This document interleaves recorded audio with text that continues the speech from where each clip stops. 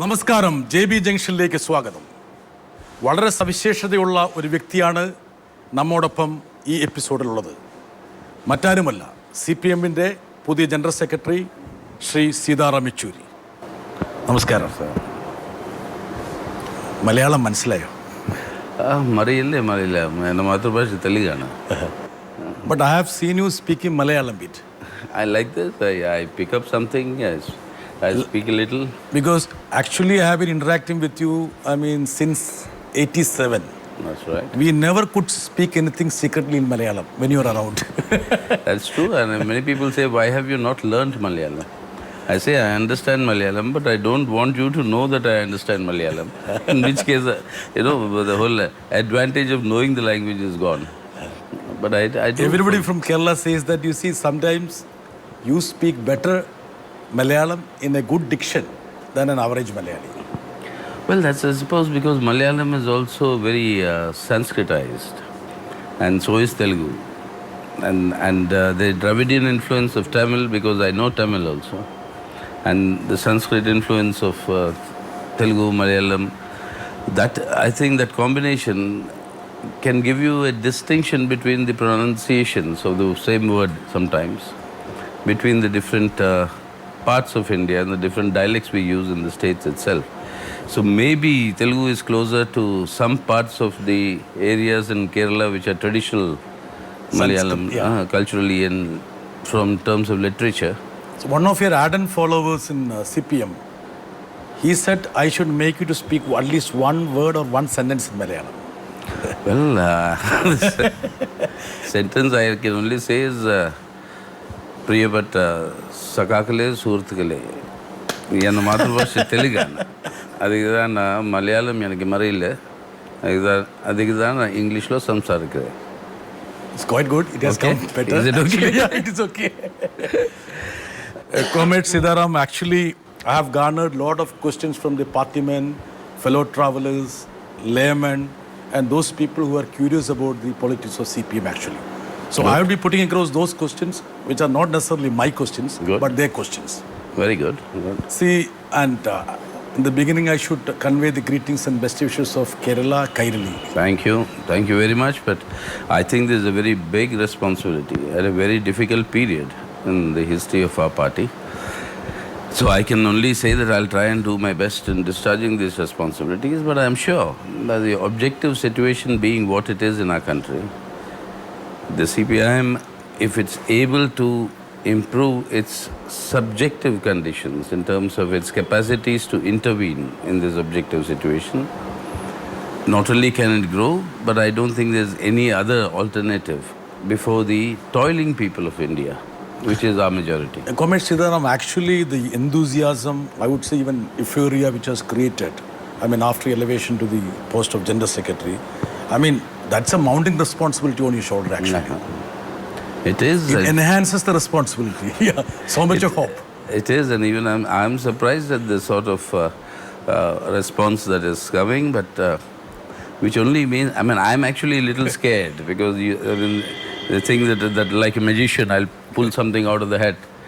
That's not going to happen. That cannot happen. But then there's a lot of sentiment of support, a lot of well-wishers who want to contribute, and I'm sure we'll be able to tap at least much of that goodwill or the good vibes that we are getting to help the party to improve its organizational position, its intervention capacities, and which will also help in terms of articulating an alternative policy trajectory for the country and the people. I was just looking at your early, days when you were a student, how you grew up. And I think I came across an article written by your uncle, which was originally written in Telugu, but I got a translation of that. Oh my. Wherein I think Mr. Mohan Kanda, who was the former Chief Secretary of Andhra Pradesh. That's right. Wherein he has said basically, you are about to brainwash him to be a communist, whereas he wanted to dissuade you from communism. So you see, that episode was such that I was arrested during emergency. Yeah. The party had asked me to go underground, which I did. My father was unwell, so he had to be operated upon. So the arrangement between my mother and me, because only three of us in Delhi, was that I would spend the nights in the hospital. And nights are very difficult in Delhi hospitals, even today, for any police to try and find out who's where. So that was happening. So one evening when I reached there to replace my mother, the doctor came and said that now father is okay, you can take him home. And they discharged him. So there was no option, we had to take him home. And I couldn't leave that to mother alone. So then I took them home. And it was rather late in the night, so I thought I'll sleep at home and then leave early morning. That was the first night I slept after emergency was declared at home. I'd never been there. That morning at 4 o'clock, I was picked up. Then there was some The charge was bank robbery or something like that? I mean, you are... I don't know what the charge was. you were about to loot a bank or something like that? You know, but it was that I was kept under police custody for the night and for the rest of the night. In the morning, when I was brought before the magistrate, it turned out that these charges under IPC were bailable. So then I got the message from the party saying, if you get the bail, take it. I mean, naturally.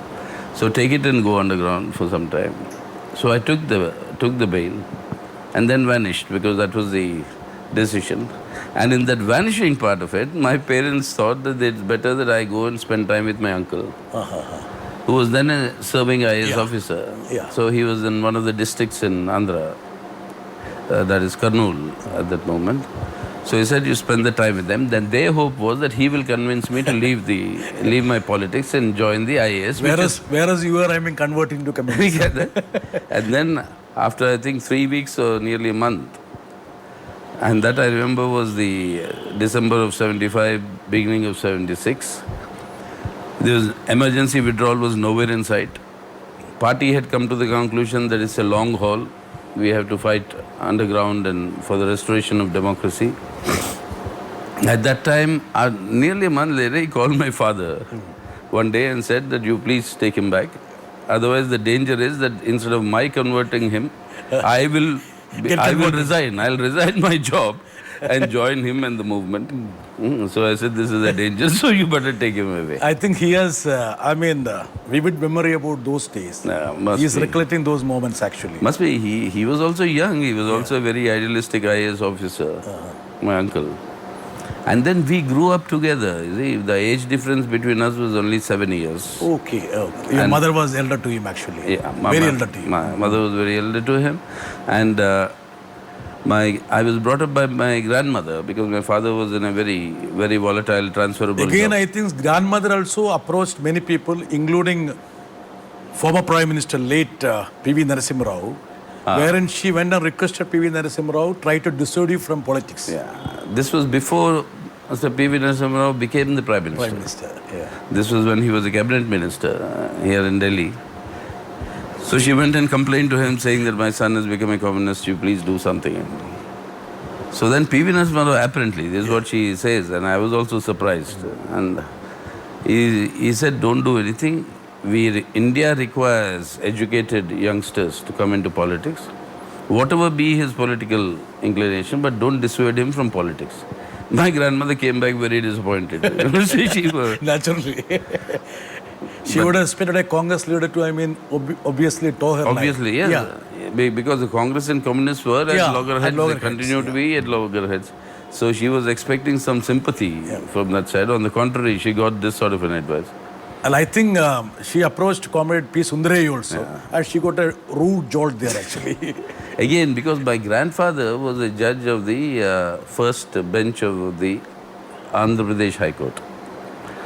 At those days, the High Court benches were at the presidency headquarters. So Andhra was also part of the Madras presidency.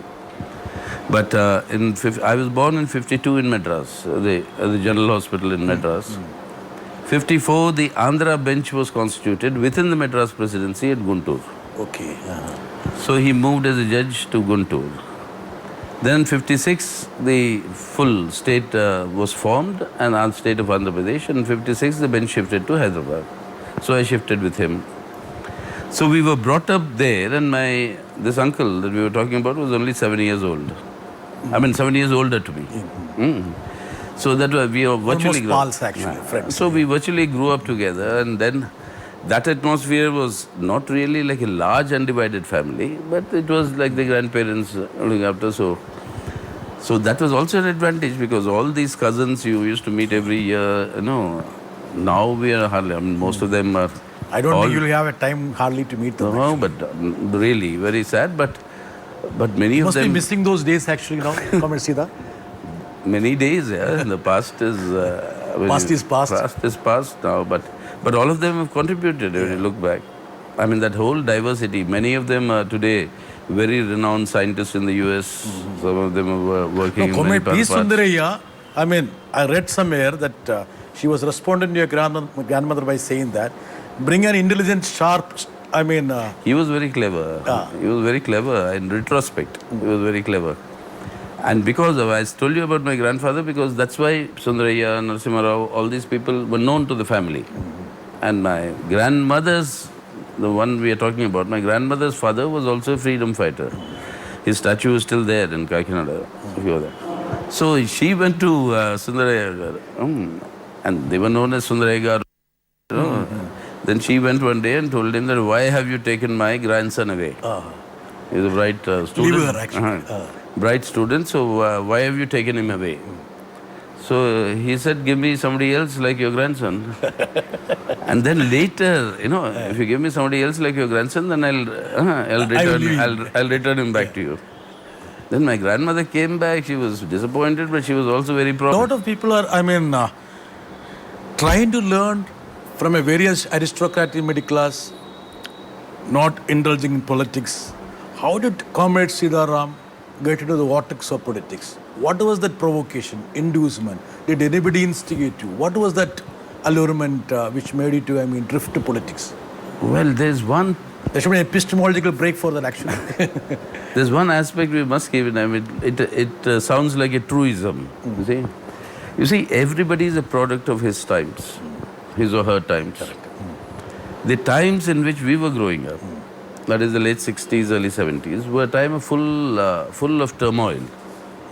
You see, we then belonged to what? 4% of Indian youth who were reaching higher education. Correct, yeah. At that time, it was so small. Questions were coming up saying, why are we like this? We had talked of giving everybody education, everybody jobs at the time of independence. Bhagat Singh, all these ideals. A lot of egalitarian. And that idealism was also there. Idealism was there, yeah. He said, why 20 years down the line we have not achieved? 47, 67. Why did we not achieve even all the rhetoric that Nehru was speaking? What is the problem? That was the time when everything was being analyzed, your 5-year plans, with what Nehru used to define as the temples of modern India, your public sector, whether they were sufficient, what more to do. A lot of such discussions were going on, and a lot of struggles were also going on. And then you had the Naxalite movement, the big division in the left, as to which is the right path, the Chinese path, the Russian path, or which way to go. And this was all happening when I was in Hyderabad, where there was no CPIM. You see, CPIM was formed in 64. Okay. All these discussions were taking place in 67, 68. Okay. By which time the mass organizations of the CPIM were also not formed. They were formed only in 70. And this was a period where there was no SFI for the students, no other mass organization, not even the CITU. All came in 1970. So this period in between, there was you were searching what is the alternative. So there was one person called George Reddy in Osmania University. Okay. He used to, in his own way, not belonging... He was a student or a teacher? Student. Okay. He was an engineering college student, and he, in his own way, he had procured Marx's Capital, started, Marxism, and there was some study classes. So all these, these sort of things, as it happens in everybody's youth. But the primary question was, where did India go wrong? What is the solution for the future? And also a guilt that you are one of the 4%. If should contribute something. You should contribute something. Otherwise, what the hell are you doing? I mean, it's not fair. You know, that sort of a, personal guilt also would come out. So we were in search of that, and that was the period when this turmoil was reflected in various things. There was the urge for the ultra-left organizations, which were dominant in Hyderabad. Did you have any fascination for such ultra-left movement? No, in the sense that many of my colleagues and friends, I mean, they all were part of that. I mean, in the sense, not really, none of us understood nobody knew about it actually. None of us really understood then what were the fundamental differences between CPI, CPIM and ML, etc. But the question was something needs to be done. So yes, when the ultra-left student organization was being formed, I was also there. I mean, initially, okay. In the sense, all those people so there who is later... a shade of ultra-leftism in you at that time. No, actually. not ultra-leftism, I would say. The shade was of impatience, which is there in all the youth. I'm telling you, again confessing to you, there is no ideological knowledge. At that juncture. At that juncture. You know, what is the Chinese path, Russian path? Very little did anybody know what is which path. But instinctively we said, no, we should have an Indian path. If China could have a Chinese path, Russia could have a Russian path. Why not India having Somehow Indian? It was the right position. But that didn't really gel into anything. And then came, that period was such that you had various other disturbances. Then came the first big agitation for a separate Telangana. Okay. That brought you to Delhi actually. That brought me to Delhi. Yeah. That started off sometime in late 67, 68. 68, I had left school. In South, we had 11 years of higher secondary, if you remember. We used to have higher secondary. Earlier, it used to be matriculation, and then inter, and then the pre-university, etc. So we used to have a course called the pre-university. But that was attached to the university. That's when I was in the Nizam College in Hyderabad. 68, 69, that academic year was disrupted. Because of Telangana. So, that first Telangana, which led finally to an amendment to the constitution. 371D was added by Indira Gandhi, Mulki, non-Mulki. So I got a Mulki certificate that I'm a resident of Telangana. My family is Andhra. My place of birth is Madras. Chennai. Today is Chennai, then Madras. Madras General Hospital. So, I mean, and now I'm in Parliament from Calcutta. Identity crisis. Now in Parliament from Calcutta. And studied. Then my father said, you lost 1 year, you lose 1 more year. By which time he was transferred to Delhi. He was an automobile engineer with the government. Initially, he was with RTO. With the RTC. Okay.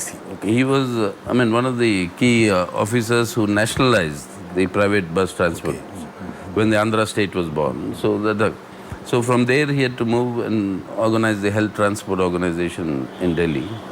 So he was already in Delhi for a few months. So he said, you come over here, otherwise you lose 1 more year. That's when I came here. Here you had to do 1 more year of schooling, the same 12 years, that matching. So I was a student at the President's Estate School in Delhi. Did my higher secondary. I don't think the school is... it's there, sir. It's there. Okay. It's there, and the school... They were still very receptive 40 years later. Oh, you visited that school? I went there also twice. And they always admit our comrades' children, our whole-timers' children, we recommend them. Because the school got its budget was doubled because of me. How come you agitated in the for sense that? in 1969, 70 was the examination. 70, I came first, All India first class first. That school didn't think that somebody from their school will ever come into that rank. Neither did I. That's a different point. But you reach that. So because of that, the budget for that school got doubled. So they were grateful since then. So all the new, streams were attached to the school, etc. So after that, when I finished the higher secondary, then... Moved into St. Stephen's. Then I moved. See, you shift from Andhra Pradesh, Andhra, a lot of leftist movement, then getting into Delhi, then that to a very elite institution called St. Stephen's. Could you keep tab of your leftist string? I tell you, because before I entered St. Stephen's, I was in a government school, President's Estate. So that was an absolute...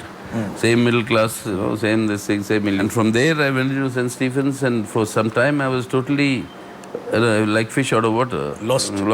And in fact, one of my colleagues, two others, there were just three of us in the whole batch of St. Stephen's economics honors who came from government schools. Or what was considered as government Except schools. three, all others from private schools. All. Okay. Naturally. All of them were private schools, very big, Now there won't be anybody from government school now. I know, but I think there are still, because St. Stephen's, after that in the thing, they had a policy of some balancing between government schools, backward schools, and Some socio-economic considerations. some socio-economic thing, which is good, because now when you go to the college, you'll still find people from this background, which is a very good thing. But that apart, so in St. Stephen's I saw the SFI. In St. Stephen's, and the most elite. Who was the torchbearer there? I'll Actually? tell you. And the year we joined, we saw suddenly in St. Stephen's, it's got red brick walls.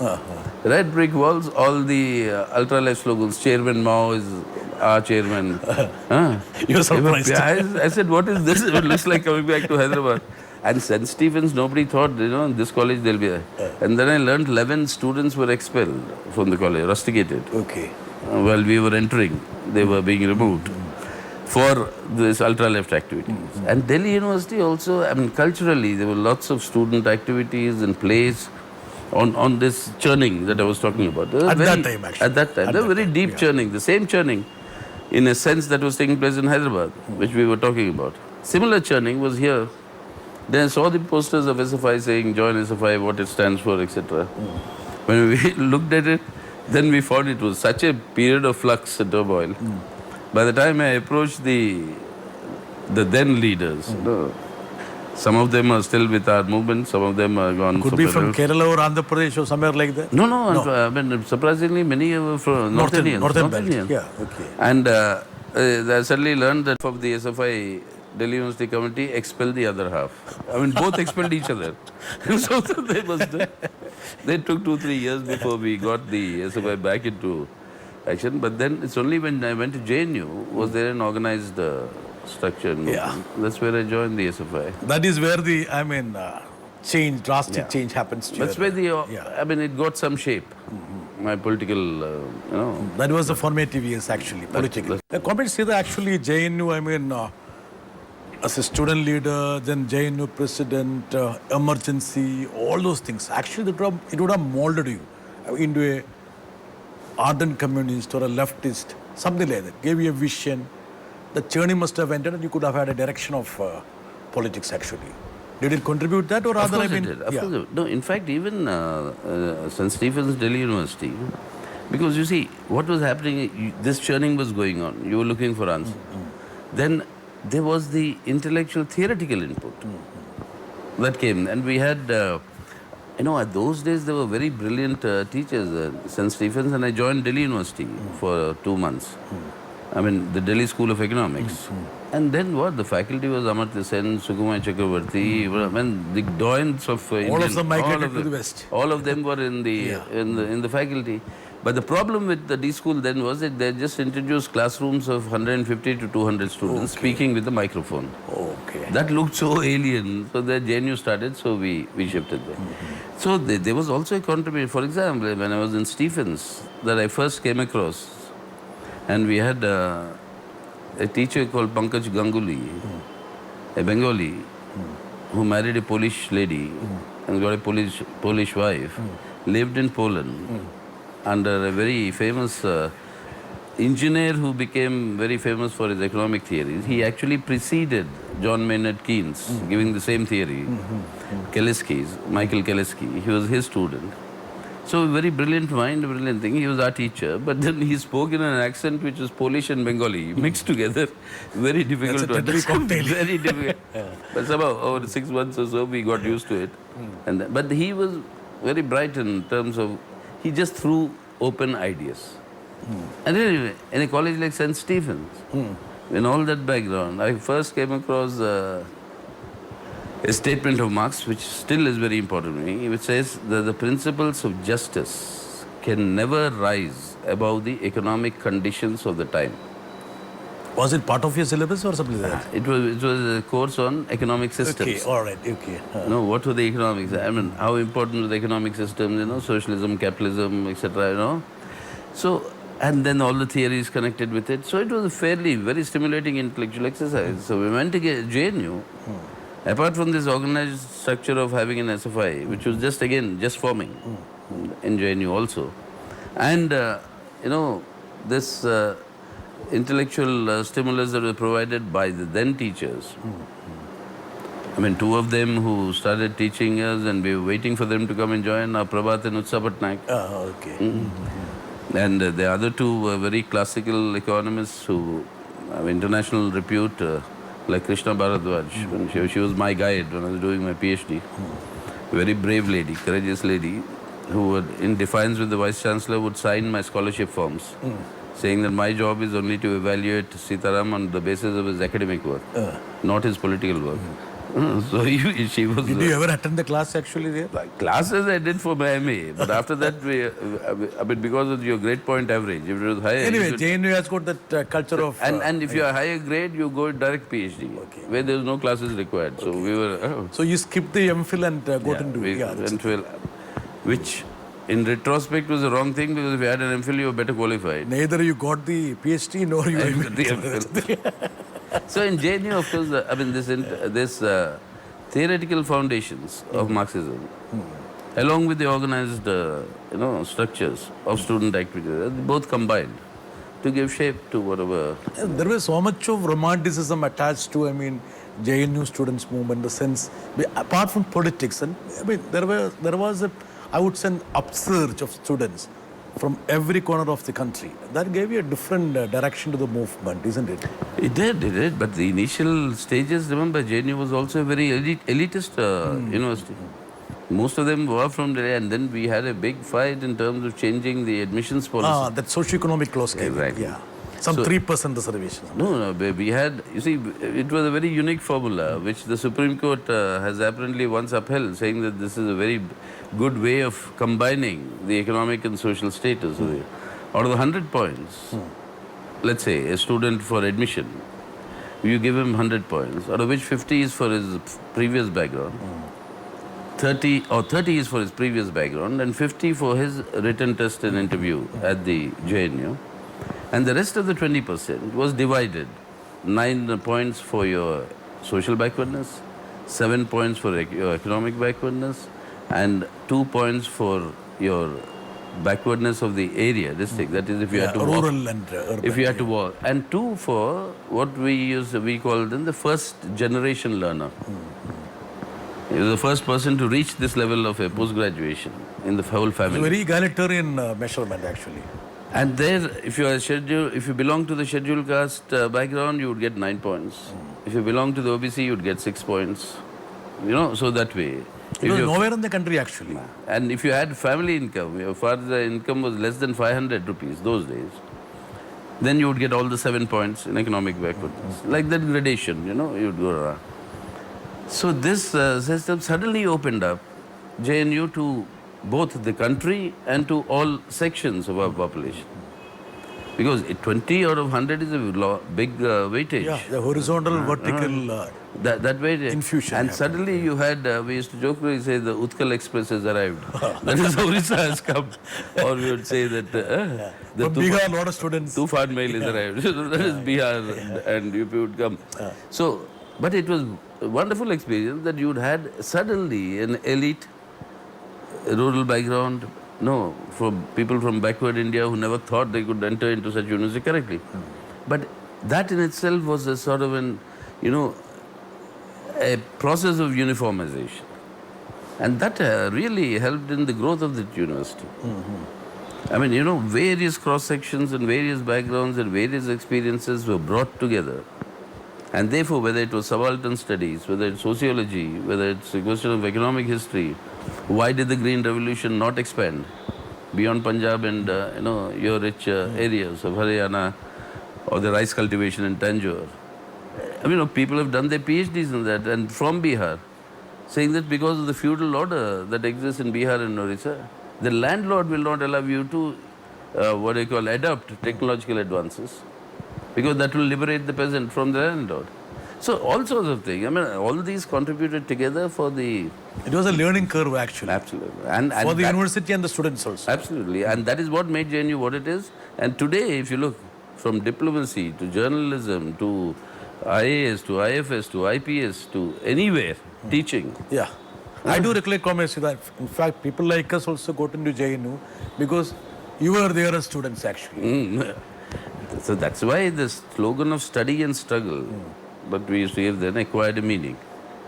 That only the best of the students academically would also be the leaders of the SFI. You know, unless you combine that quality. And that, I think, was a very mature slogan that the SFI gave those days. Study and struggle. Study and struggle. You met Prakash there in JNU actually. Yeah, the year I joined JNU in 73, Prakash was the SFI presidential candidate. And the SFI was, as I told you also, was just being formed. 72, 73. So that year in 73, Prakash won the election. In 74, Prakash was decided to be the candidate again. That's when I contested as a councillor from one of the schools. But that year, Prakash lost the election to Anand Kumar, who's now the rebel AAP leader. So, as after that, Tripathi became the president because Anand Kumar left on some scholarship. Then the emergency came. So post-emergency... After the emergency, you became the JNU's president. Yeah. There were three elections to the in the students' union elections within a span of 10 months. Ultra-democracy, fight against emergency, right? So all the three, I was a candidate and then I won. Somebody wanted to ask me a question. What is that you lacked which Prakash covered? It's a tricky question. Maybe Prakash would be in a better position to answer. What is that Prakash lacked which you covered then? No, but I don't think there was any lag, you see. In any party or movement, I always say. Look at Kerala. Who was the first secretary of the CPIM? Unless you had the combination of EMS, of AKG and Pillai at that time, as the combination, the movement in Kerala you cannot really conceive of. Yeah. So it's not what lagged, who lacked what or who had what. I mean, the question is how do you combine it? Yeah. Unless you had the combination of Jyoti Basu and Pramod Das Gupta. Yeah, the partnership makes. The Bengal wouldn't have been what it is. So, it's not that you need to look for who has got what less and who's got what more. What more, yeah. That is, and that is one of the most important lessons that the CPM has taught, and I hope the country will also understand, the collective responsibility. And what I'm surprised that Mr. Modi was using the example we used to use. I used to use 40 years ago in JNU. When we used to talk to the students to join the SFI, he'd tell them the importance of the organization. The example that at least I used to give was, suppose you are A and I am B. We produce exactly equivalent of what we are. So your end product would be A square, mine would be B square. Now, supposing you and I join together, then and work together, then it becomes A plus B whole square, which is equivalent to A square plus B square plus 2AB. So the 2AB is the extra you get when you work together. Where is very strong in mathematics or? Yeah, I had additional mathematics in my school days. But Apart from that's economics, about all. Nothing beyond But the synergy always works. Huh? The Synergy always works, and that's well. The long partnership between you and Prakash, but of late, media have been reporting about, difference in perspective, difference in perceptions, between Sitaram and Prakash. How do you see those things? That is your problem. You're meaning the media's problem. Media problem. You will spare Now, me, of course. you have, how many news channels do you have in Kerala? It's half a dozen now. Malayalam. Now, if you want people to see your channel and not the other channel, Damn rating. you have to be, something different. And instead of being different positively, that tends towards sensationalism. Do you have a smile when you see all these reports? Most of the time, honestly, not now, for about 5 years. You don't watch the TV? I don't watch. And in fact, the former UPA2 INB minister, He's on record to say that it's a mistake, I should have followed Mr. Yechury. I go home and see some, I had those days, very good, nice series of fiction. Soap opera. Or detective stories or things like that. Bahu serials, yeah. And BBC Entertainment or, those things. You just see that for an hour and then, that's it. I've seldom watched myself on TV. Even if you tell me when this is broadcast, I'll make sure that I don't watch it. I will definitely send a CD across to you. CD. But the point, there's another reason. If I watch myself on what I've been saying all this while, I'll never come before your channel again. Because I shouldn't have said this, I shouldn't have said that. It's a headache. But, Government Sida, this is the situation of journalism actually. We need to have a artificial wedge between individuals to sell the story or other, That is... Yeah, it evinces the curiosity of the viewers. Unfortunate, no. You see, on one hand, media has a very powerful role, all of us know. And you see, manufacturing consent is actually a phrase Walter Lippmann, long ago, which Noam Chomsky popularized. Manufacturing consent is what the ruling classes would want to do. That is one role. The other thing is, in order to be able to sell yourself for your TRP, time ratings or whatever it is, you have to create news. You don't report any longer. Concoct things actually. So in the process of creating news, you create all this friction between, let's say... But you being a sportsman, you have that sportsman spirit. That's why you take it lightly actually. I take it in my stride because after all, the fundamental task... tennis stroke is there actually. No, I remember actually, when we were playing badminton in VPOs, you used to have a long stroll and come there and have a game or two. But all your strokes were tennis strokes. I know. That's what many of our comrades used to play with me, including you and Baby and the others. Madhavan Gutti was there. Madhavan Gutti was there. Yeah. And they would wonder, what is this sort of a stroke? Where did you go that like that? I said... actually the height of the net, you will always, misjudge it. Exactly. And your shots were too powerful. And we had to buy too many shuttles, okay? But I don't know if this generation is playing, but I hope they do. Otherwise it's... But that was a time when we used to enjoy. The morning was actually, peaceful. Absolutely. Yeah. And look at that area now today. Deserted completely. And you used to go for a morning walk, then come to that place, diligently, then have 2 games. That's the thing. And then we would have, that was the South Indian canteen. Yeah, canteen. That coffee. I hope, I don't know how the youngsters today are doing it, but I think most of the time they're on their apps. Yeah, that's correct. The times have changed. No physical exercise. That's it. But do you, play sometimes now? No. Unfortunately, if I have a chance, I do. But unfortunately, you now reached the stage where your children have also grown older. No? Out of my 3 children, 2 are already not with us. So now, when the children were there to make them play, we used to do that. To give them some physical exercise. You used to, play with them. But now that doesn't happen. A contemporary in JNU, I think, who studied with you, he was, telling me to convey a message to you actually. I don't know whether it fits into this interview or not. He wants you to be youthful as ever, and you're handsome, of course, and healthy. So he's asking whether, can I just convey a message to you that you should leave away this cigarette habit? Tell him that I'm moving to the electronic cigarette. that is more dangerous. I believe so. Now, that is the problem with nobody, in my youth, nobody said smoking was dangerous. In fact, it was considered very fashionable and very macho. Very manly to smoke. And if you don't smoke, you're not a man. Chivalrous. That was the whole idea. Now the opposite happened. Electronic cigarette, now they say that is more dangerous. I don't know what it's all about. Let's see. As science... Anyway, a lot of people are concerned about your health actually now. Well, there's no doubt. I should take care more of my health. But then, philosophy and our way of life has been that it was never a priority. Priority was your work. Comment Sida, actually, you are one who was a beneficiary of so much of consideration, love, affection by legendary leaders, starting with P. Sundaraya, then you worked with EMS, BTR, MB. I recollect those days, 80s, when you used to be in that 14 Ashoka. All these, I would say, legendary figures were there, and you being a youngster, got so much of, help and I would say support from them. Of course. What could have been the extent of motivation? How did it groom you actually? That is a wonderful experience. I mean, in the sense, I must say, even when some of them were alive, I would say on record, but hats off to that generation when they realized that there has to be a change and continuity. And it's not a joke. I mean, they took 15 new entrants into the Central Committee as permanent invitees in one go. The Central Committee's strength then was only 35.